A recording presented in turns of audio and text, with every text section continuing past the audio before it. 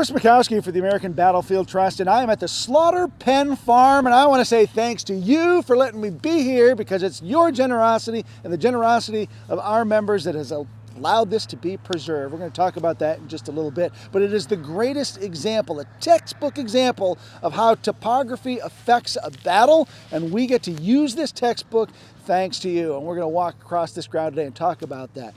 In our last video, we were in Fredericksburg. We talked about that difficulty crossing the river on December 11th. Burnside then unsure what to do because he does not flush the Confederates out as he had hoped. And so he fritters away the 12th of December trying to figure out what his next step is going to be. He confers with all of his different commanders, and he's really going to spend all day on the 12th wasting the day trying to really come up with that plan. He eventually comes down here to the south end of the field where he confers with his Left Grand Division Commander William B. Franklin. And Franklin is in command of 65,000 men on this side of the battlefield. Burnside entrusts him with that large of a command because Franklin is experienced. The two of them know each other, have worked together well. And Burnside really feels like he's going to be able to pay attention to what's going on the north end of the battlefield, and Franklin will have things well in hand down here. And as we'll find out, that's perhaps not going to be quite so true. That faith will be a little misplaced. When Burnside comes down here, he talks to Franklin. He talks to two of Franklin's corps commanders, John Reynolds and Baldy Smith, and they decide that what they're going to do is launch an attack across these fields against the right flank of the Confederate position.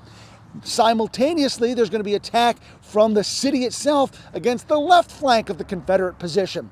And Burnside decides that he wants to do both attacks at once so that they won't run into each other in the morning fog. He wants them well separated to avoid confusion. He also gets intelligence from a free black man who crosses the river and lets him know about a military road that stretches from the south to the north end of the Confederate line, and it connects those two lines. So Burnside later says that his objective is going to be to capture that military road, and in doing so, either allow his army to push up to the north or come down from the south, and the two wings will join, flushing Lee out of his position. Now, Lee has been wondering what Burnside was going to do. Initially, he wasn't sure that this was going to be Burnside's main action, but on the 12th, and as he sees the Army of the Potomac continue to cross the river, he decides, oh, this is going to be it. And so he's going to try to consolidate his army. Right now, he's only got James Longstreet on these heights behind me. They're anchoring their position at a place called Prospect Hill off to my right, and more famously to the north at a place called Telegraph Hill, and then Marie's Heights, and then up against the Rappahannock River. But he also has Stonewall Jackson's 2nd Corps stretched 25 miles to the south to cover other potential river crossings in case Burnside had shifted down there. Now that Lee's convinced this is where Burnside's going to cross, he consolidates that position. It's going to take Jackson all day on the 12th and overnight into the morning of the 13th to finally fill in here. That's going to allow Longstreet to contract his line. Longstreet's going to have the most geographically solid position on this entire Confederate position, and Jackson, because he's got a weaker topography to work with, is actually going to have more men per square foot along the line. So it's going to be a pretty strongly concentrated position. Now think about that, because if Burnside attacks here on the 12th and doesn't fritter away, he's going to be attacking the weakest section of the Confederate line with the fewest men per square foot on weak topography. Instead, he's going to end up attacking on the 13th against a position that's got more Confederates per square foot than anywhere else on this battlefield. When Burnside leaves Franklin, everyone thinks they know what the plan is going to be. The attack's supposed to start at dawn. Burnside says your written orders will be here before then. Hang tight and look for those orders. And they don't come. And they don't come. Midnight gets here, no orders. 1 o'clock gets here, no orders. Reynolds finally says, I'm going to go to sleep. I need some rest. John Reynolds asleep on a battlefield. Never see that before, right? So finally, dawn comes, still no orders. It's not till about 7:30 when James Hardee, a brigadier general on Burnside's staff, shows up with the orders. And it has taken Hardee an arduously long trip. Some say he even stopped for breakfast along the way, a charge that Hardee denies.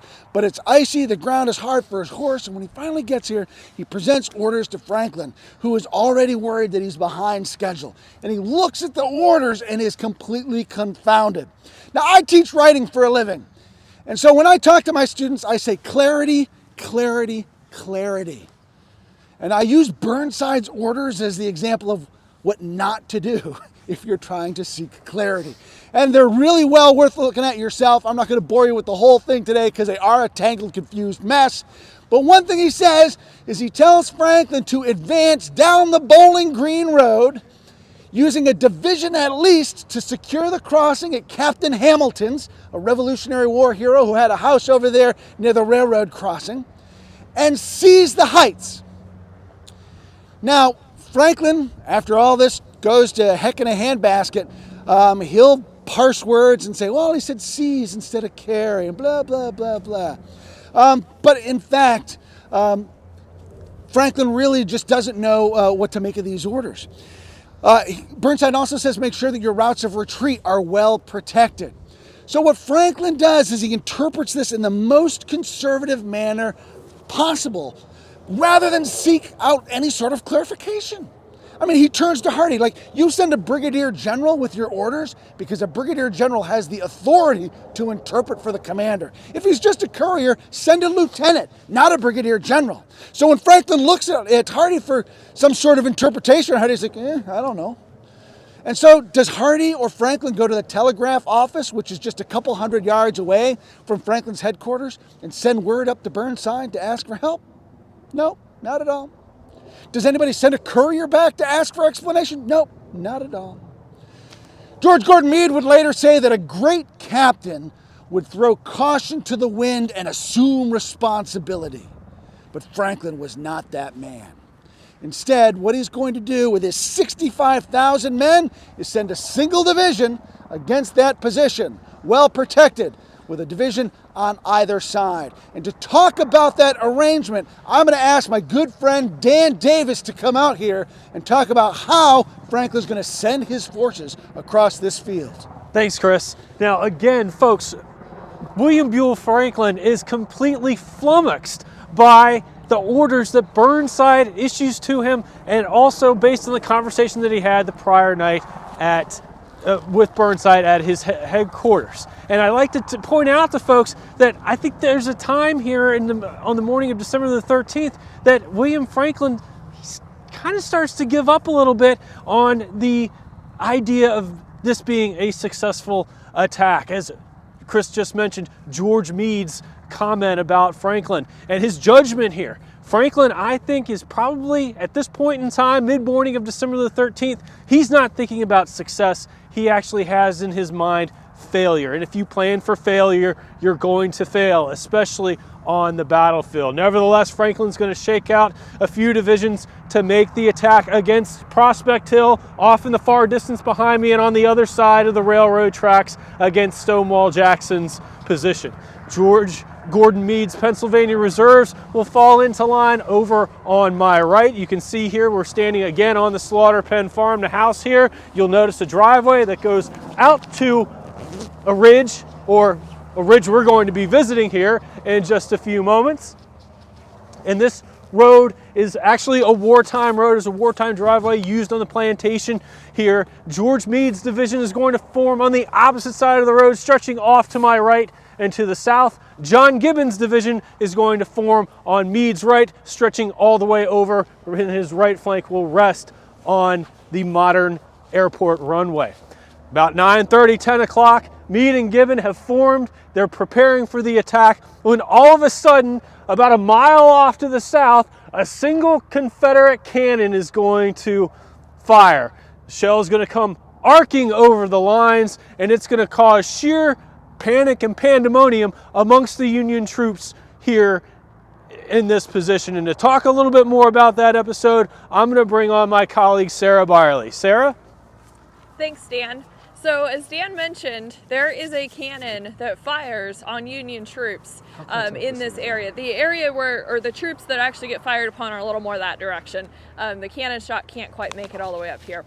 But it is a story that really happened, and it's something that is very startling to the Union troops out here on the line. In fact, when those first couple of shots happen, you have soldiers thinking, we've got a drunk gunner. We've got a drunk cannoneer on our own side. In some of their writings, they say we thought they had had too much commissary, a little too much to drink. But in fact, what has happened is there's a young artilleryman by the name of John Pelham. He's a major.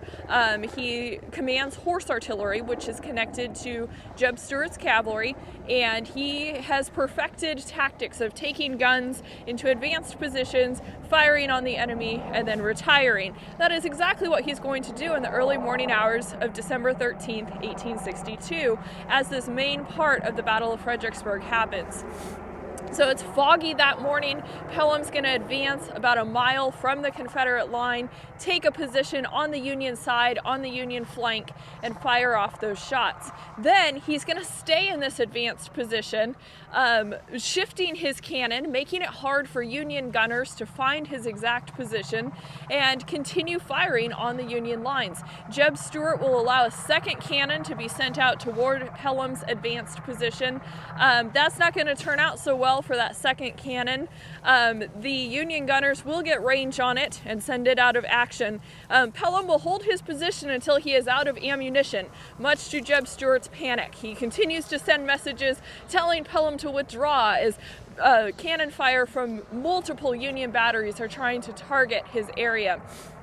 And at one point, Stuart sends a message, "Get back from destruction, you gallant fool, John Pelham."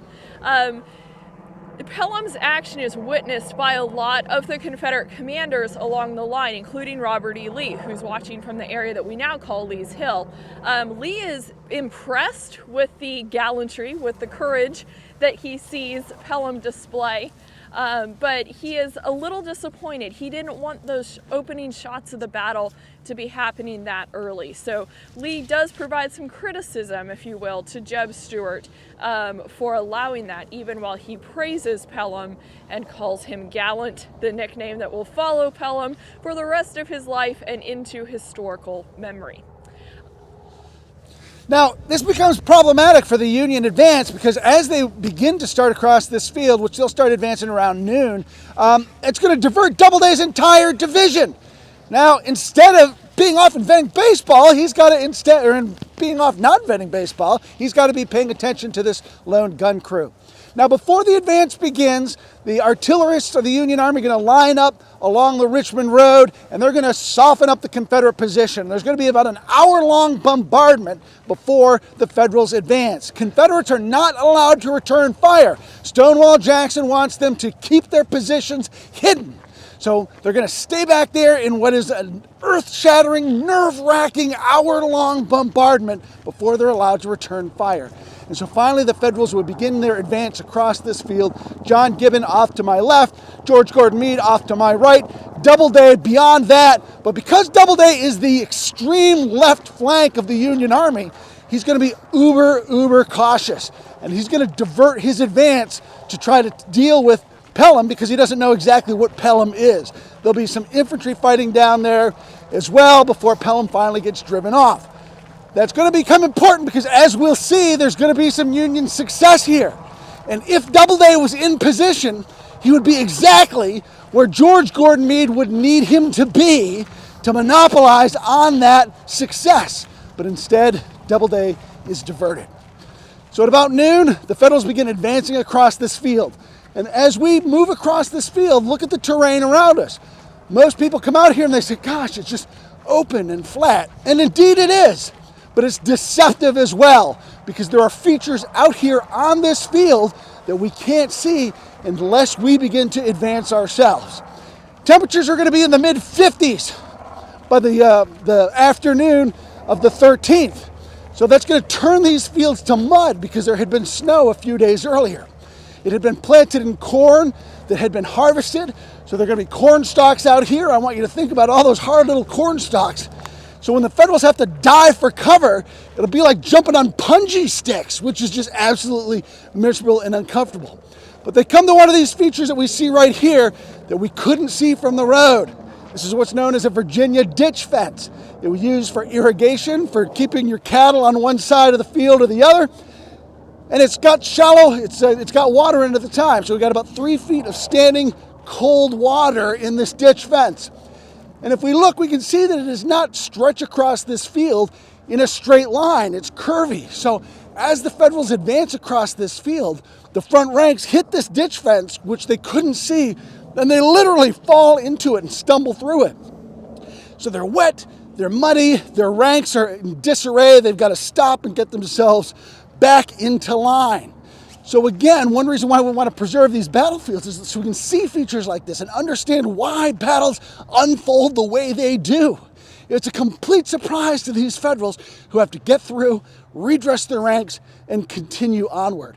In the meantime, we've got Federal artillery booming over their heads. Imagine how nerve-wracking that is for these guys.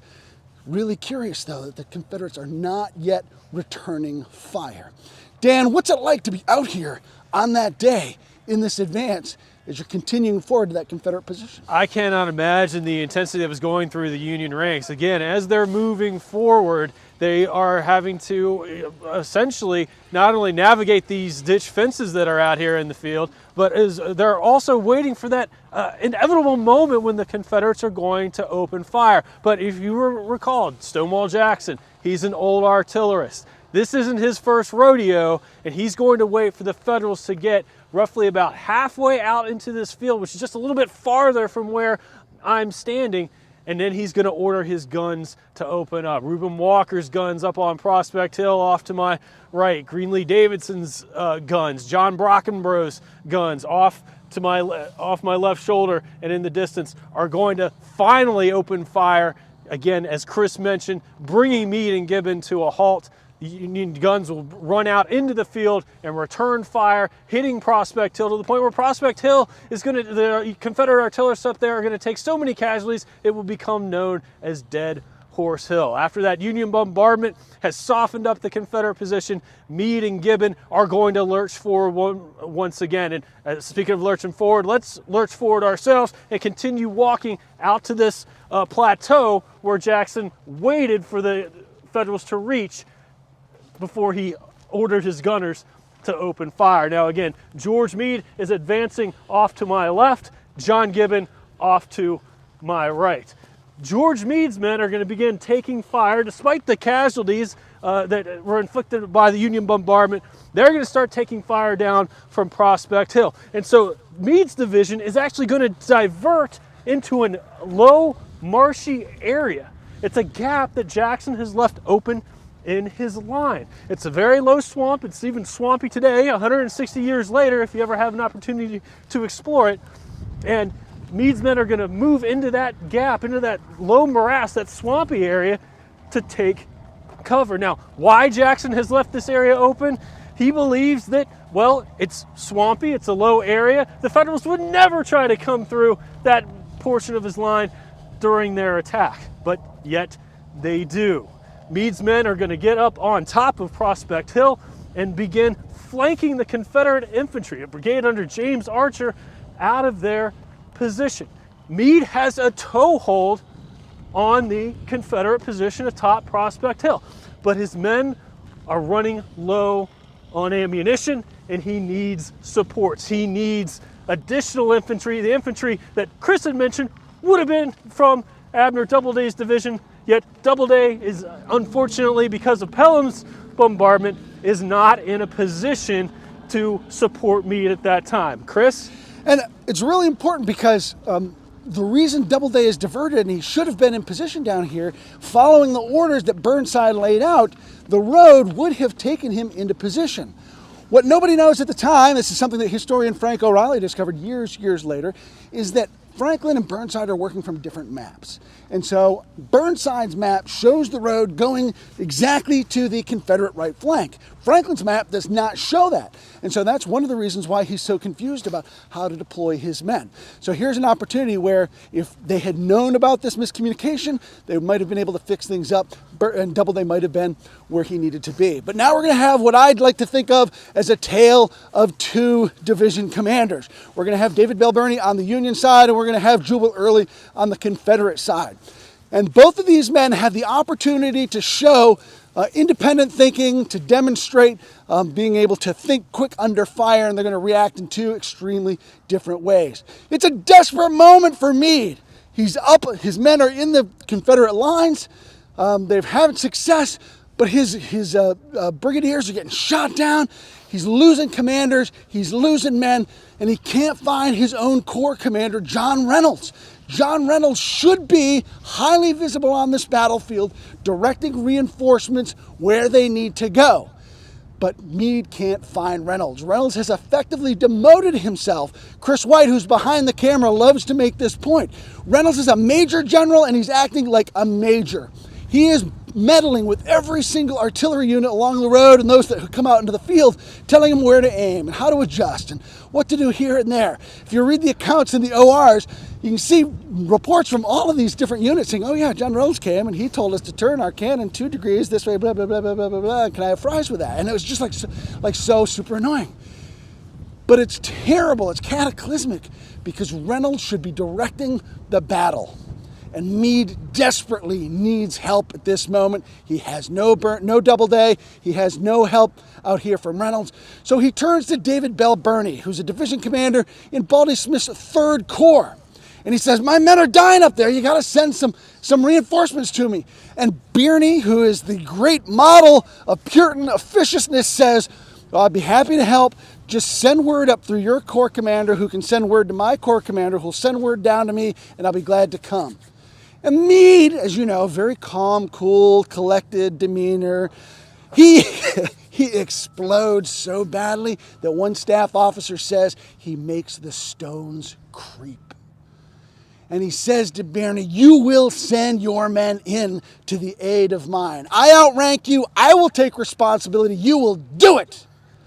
But by the time Birney finally mobilizes and gets onto the field, it's going to be too little, too late. We'll talk about that in just a moment.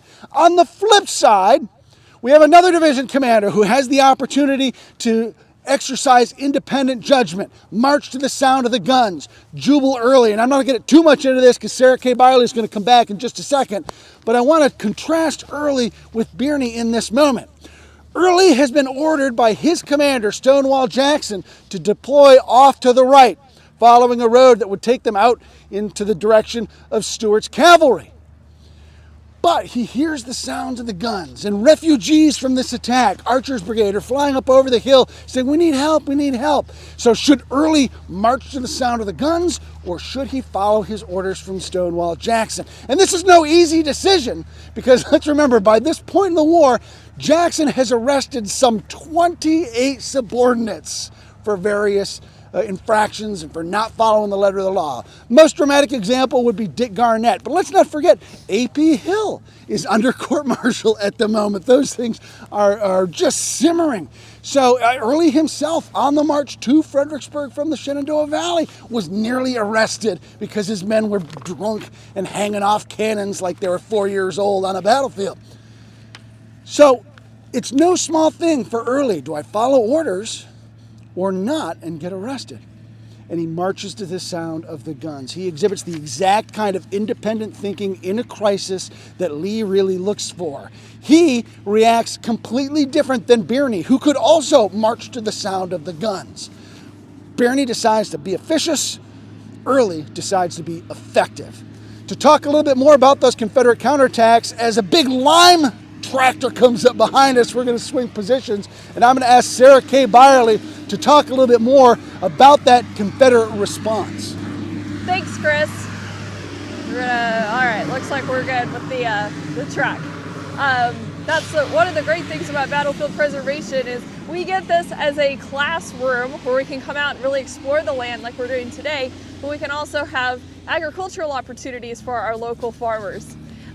So as Chris was saying, the Confederates have choices here, and Jubal Early is going to be making those decisions that are going to impact the battle. So the Confederate gap in the line that Meade is able to exploit is actually between Archer's brigade, Lane's brigade, and they're going to start moving reinforcements into the area. And the brigade that I'd like to talk about for a couple minutes is known as Lawton's brigade, but it's not commanded by Lawton here at the battle. It is in Early's division, and it's going to be commanded by Colonel Atkinson at the time of on December 13th, 1862. So they are going to be moving in and launching a counterattack against Meade's forces that are broken in and are starting to push at Jackson's line to exploit that breakthrough. And the Lawton's brigade is the 31st Georgia, the 38th Georgia, the 60th Georgia, the 61st Georgia, and the 13th Georgia. Now the first 4 regiments that I talked about, the 31st, 38th, 60th, and 61st Georgia, are going to be ones that make the big charge that we're going to focus on here. The 13th Georgia, their colonel was a little hesitant, and they only make it to the railroad tracks, which those are located behind me. Probably can't see them, but if we get lucky, maybe we'll have a train come through. So Atkinson's brigade is going to charge in and start pushing the Federal troops back. They're going to get them on the run, and then they will continue into the fields where we are standing now. And I like to share some descriptions in the words of the soldiers themselves. So I found a brief account by a soldier who makes this charge.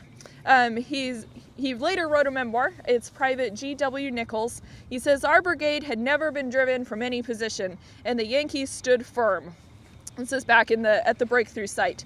"After exchanging 1 or 2 volleys, we charged them with a terrible yell and drove them back toward the river without much trouble. We drove the ones that were in our front back toward the old turnpike road. Our part of the line had done its duty well and heroically. We had the ground strewn with dead and wounded Yankees. Here we also lost some of our brave, noble boys. The Union line was much longer than ours, and so the enemy at our right began to swing around us and advance, which caused considerable confusion in our ranks. They were so close to us that they began to order us to halt and throw down our guns and surrender. We were ordered to retreat, which we had to do under galling fire, and our losses were much greater on the retreat from the fire of the flanking column than the ones we had been driving." So the last part of his description there is happening out in this field, probably in areas that we're looking at, maybe near where we're standing, because Atkinson's brigade is going to charge out into the slaughter pen field. They're going to go a little too far, and they don't have support with them. The Union infantry lines are longer. They're going to start flanking them, eventually sending Atkinson's brigade back toward the Confederate lines. And as we look toward the ending of the fighting here at Slaughter Pen Farm, and I know we'll have some other things we'll be sharing about it, but think about how the cold is going to come in again as darkness settles. And you have wounded in blue and gray out here on the field. And later in his writing, Nichols and others who participate in this fight, they start to worry after the fury of the battle has ended. They start to worry about their wounded comrades and even the wounded enemy who are left out on this field, and they're concerned that they might actually freeze to death as darkness falls. Yes, Sarah, I think the, excuse me, I'm getting over a cold.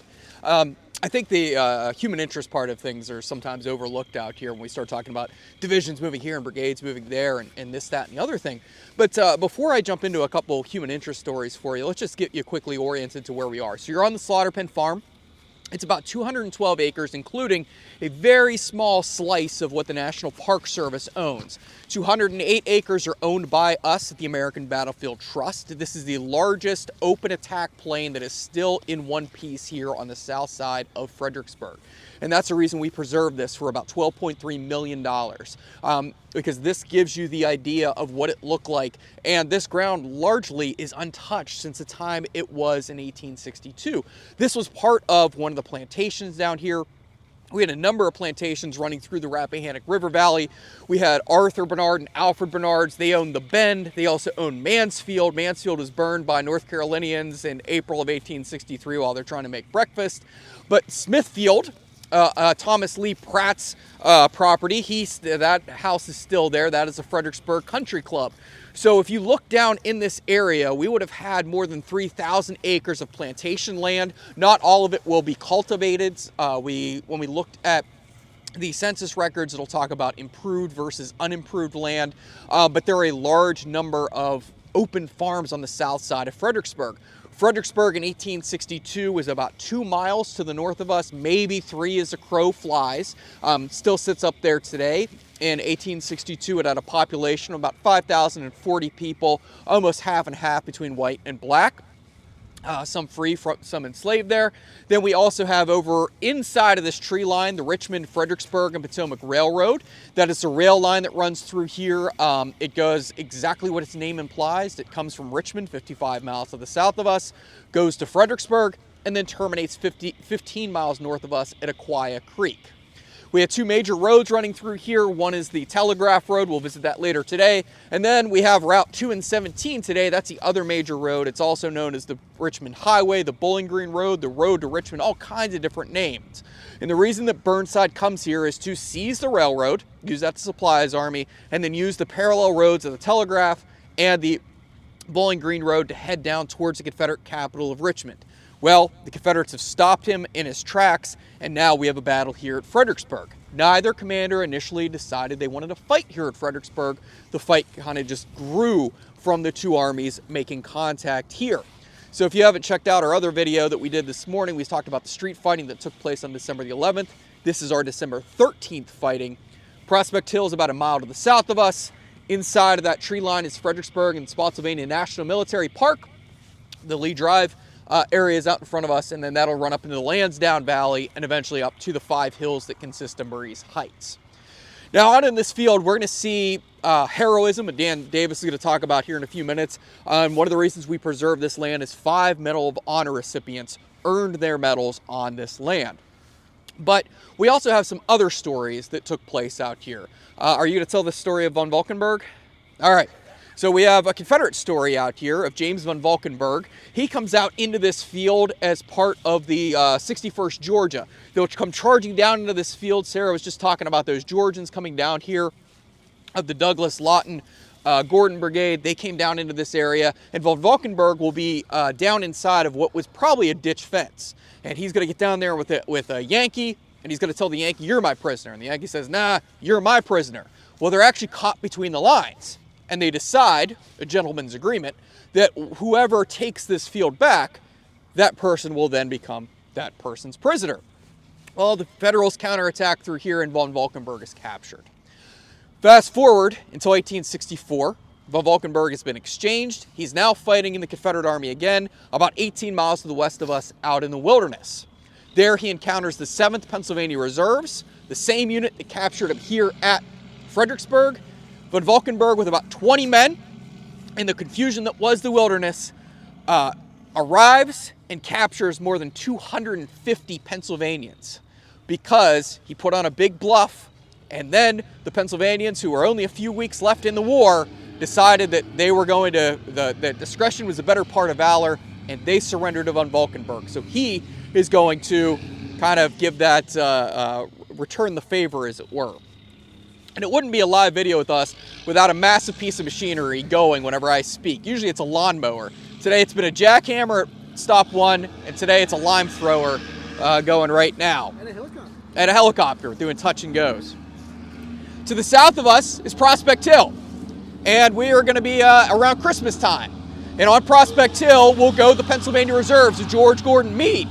The highest ranking officer to go on top of Prospect Hill is a guy named Samuel McCartney Jackson. No relation to Samuel L. Jackson, but he is related to another future general as well as a Hollywood actor. Samuel McCartney Jackson was captured during the 7 Days Battles. He was taken to Libby Prison, where he was actually imprisoned with John Reynolds, George McCall, and some others. He then is exchanged, goes on to fight here at Fredericksburg, Gettysburg, the Wilderness, survives the war, goes home, and his maternal grandson is an actor named Jimmy Stewart. Jimmy Stewart, who was the star of It's a Wonderful Life, his grandfather was the highest ranking officer for the Federals to arrive on Prospect Hill. McCartney Jackson gets there, but he can't stay there. So most people, whenever they come down here, have no idea that there's a tie to Christmas, as well as to the future World War II hero, Jimmy Stewart, who was also a B-24 pilot, squadron commander, wing commander at one point, and goes on to become a general in the United States Army Air Force. Over behind me is a gentleman. Sarah, I'm going to grab my folder from you. Is a gentleman serving with the 136th Pennsylvania Infantry. His name is George Heiser. Heiser's in a 9-month regiment, and Heiser, this is what you get when you're doing stuff live. Heiser is going to see one of his friends wounded as they cross the railroad tracks. And as Heiser goes across the railroad tracks, he refuses to leave his friend.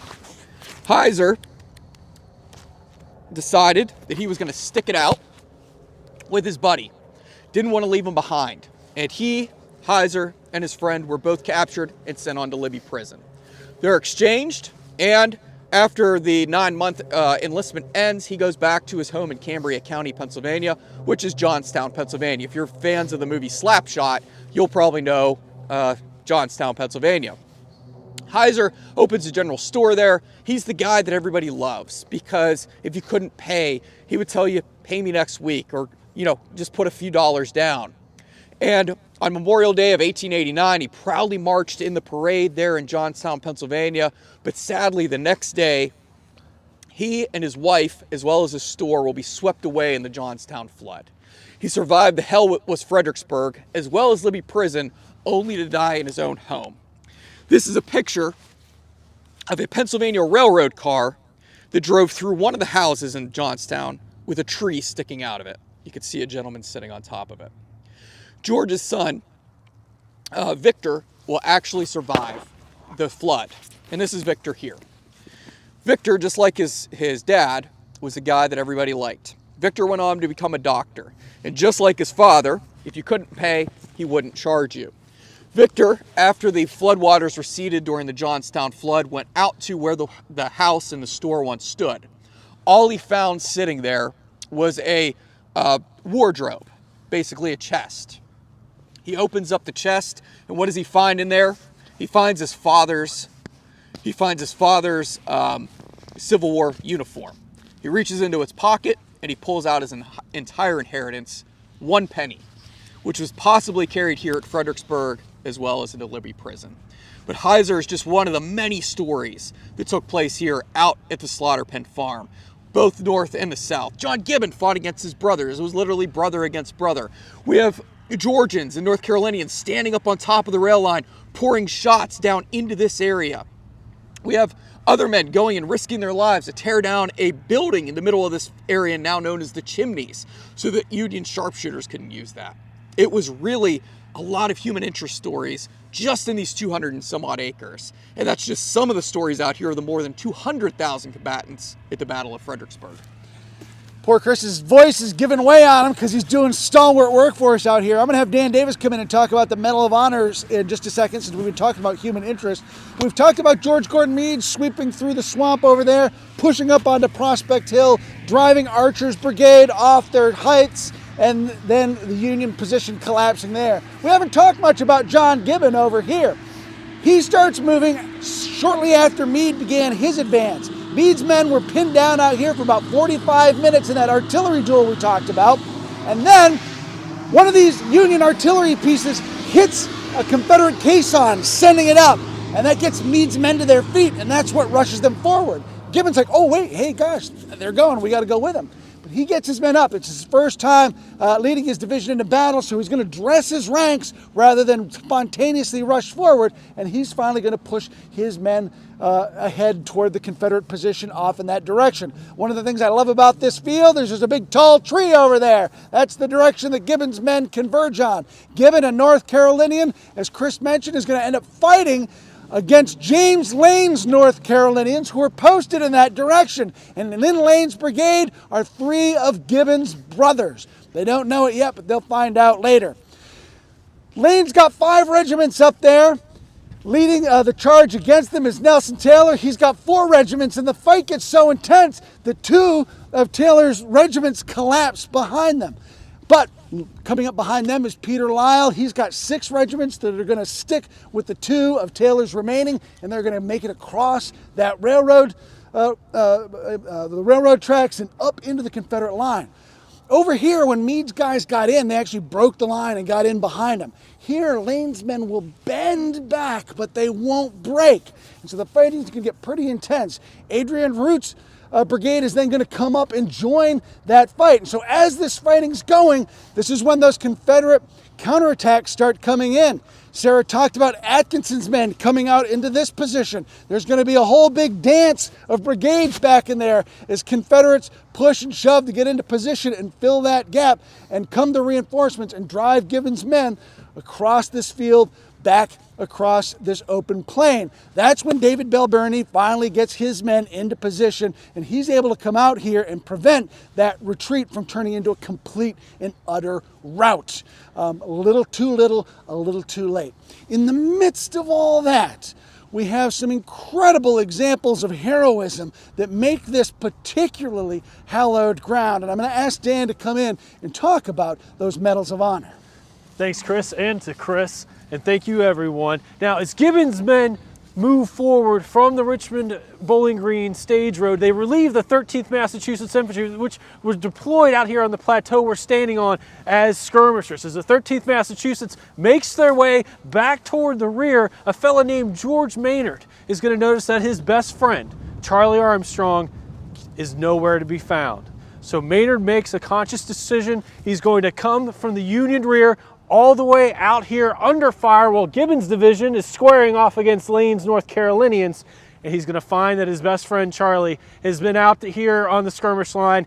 He's been incapacitated, he's wounded, and he cannot move. So Maynard is going to pick up Armstrong, put him over his shoulders, carry him back to a Union hospital. But sadly, Charlie's going to succumb to those wounds, but for his actions, George Maynard will later receive a Medal of Honor. Now, as Gibbon attempts to push his attack through against Lane's North Carolinians, the North Carolinians are going to target not only the officers, but the color bearers of the individual Union regiments. One of the color bearers who's going to fall is from the 136th Pennsylvania Infantry. A fellow named Philip Petty is going to pick up the flag, and he's going to carry it forward, and the line is slowly going to lurch ahead following the colors. Almost at the same moment in the 26th New York, the color bearer is going to be shot down. And then a fellow named Martin Schubert, a German immigrant, is going to pick up the flag. Martin Schubert did not need to be on the field that morning because in his pocket is a medical discharge that he had received the day before. But he knew his men were going into battle, and he wanted to be with them for the coming fight. Schubert's going to carry the flag of the 26th New York forward, and he's going to be shot down.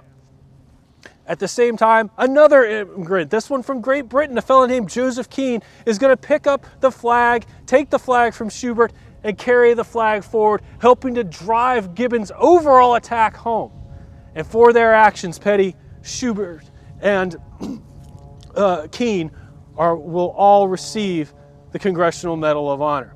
At the same time, during those Confederate counterattacks, moving off of Prospect Hill, threatening Meade's division, threatening Birney's division, a fellow named Charles Collis, he's a colonel in the 114th Pennsylvania Infantry. He's going to see his color bearer shot down, and he's launching a counterattack of his own to try to push back Early's division. Collis is going to carry the flag forward. It's going to be captured in a very famous painting that you can still see today. And for his actions, Charles Collis will also receive the Medal of Honor. So we have examples of valor here on this field. 5 Medals of Honor were awarded for valor and for heroism under fire here to Union soldiers at the Slaughter Pen Farm during the Battle of Fredericksburg. Chris? One of my favorite little episodes about Collis's Zouaves out here. Collis had been embarrassed at the Battle of Kernstown in March of '62. And so when he rallies his troops here and he grabs the flag and he says, "Remember Kernstown," to try to rally them. And the men that he's commanding at that time weren't at Kernstown with him. So they sort of look at him like, huh? Well, okay. So when the Union attacks finally fall back, the Confederates then settle into their position. And finally, Ambrose Burnside will check in on events down here at the south end of the field. and Franklin will have called off the attacks. He will not continue. He's concerned about keeping his routes of retreat secure and open. Now, this will flummox Burnside because he will later say, I didn't give Franklin command of half the army for him to conduct a reconnaissance in force. He trusted Franklin's experience and ability to lead this attack, but Franklin calls it off, and he doesn't tell Burnside. So when Burnside finally finds out, he's throwing men against the stone wall at the base of Marie's Heights, and we'll be going up there in a little later. Burnside's continuing those attacks, thinking that they're supporting this attack down here. They're still trying to break through. And so when we think about the futility of what goes on at the northern end of the field, remember that part of it is because Burnside thinks he's supporting an attack down here, but that attack is no longer happening. He will order Franklin to resume the attack. Baldy Smith's 3rd Corps has essentially been unengaged. They'll be like, but essentially won't lead to much. And then as a result, Franklin will call off the day's attack, not doing anything. And again, not tell Burnside. So that's going to be a key part that's going to tie into our overall story here as we continue our coverage throughout the day. So we've got a fantastic piece of ground to explore here. We hope that you make it out here to check things out for yourself. I'm going to ask Chris White to come back on one last time to wrap things up for us. Yeah, we are dual streaming for the first time, so if you're wondering why we were blipping a little bit, we're using a lot of bandwidth while we're out here. So we're on YouTube as well as Facebook. So I wanted to answer some questions. We're doing a lot of different things while we're out here. So Darren Rollins says Chris Mikowski's passion is infectious. Woohoo! Catch that one, baby! Yeah, his decibel level's also through the roof. So if you're wondering, buried in the red.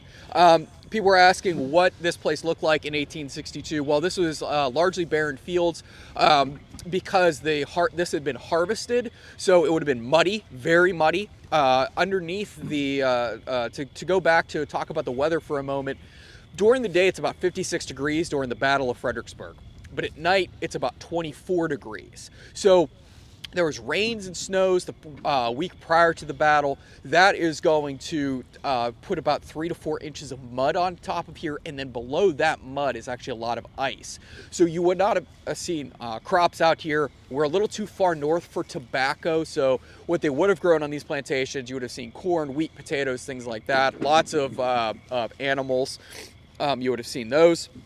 Out here, we have some folks watching from the UK, the Netherlands, North Carolina. We have a bunch of North Carolinians off in that direction. Someone talking about the Hatfield and McCoys, not in this state at least, but we have all kinds going on, all kinds of things going on here. And if you did have problems with your connectivity, these videos will upload here as soon as we stop going live, as soon as we end this feed, and it'll all buffer out for you. So you can go back and take a look at these. And do check out our 2 videos that we shot earlier. Yesterday we had a video up kind of setting up the campaign, and then earlier this morning we were talking about the street fighting at Fredericksburg. Those are available both on our YouTube channel, so check out American Battlefield Trust YouTube channel, click the subscribe button and click that bell notification. And over on Facebook, please click that like button and subscribe to us over there as well. And on behalf of the American Battlefield Trust, I'm going to wrap this one up. We're going to go live later on this afternoon.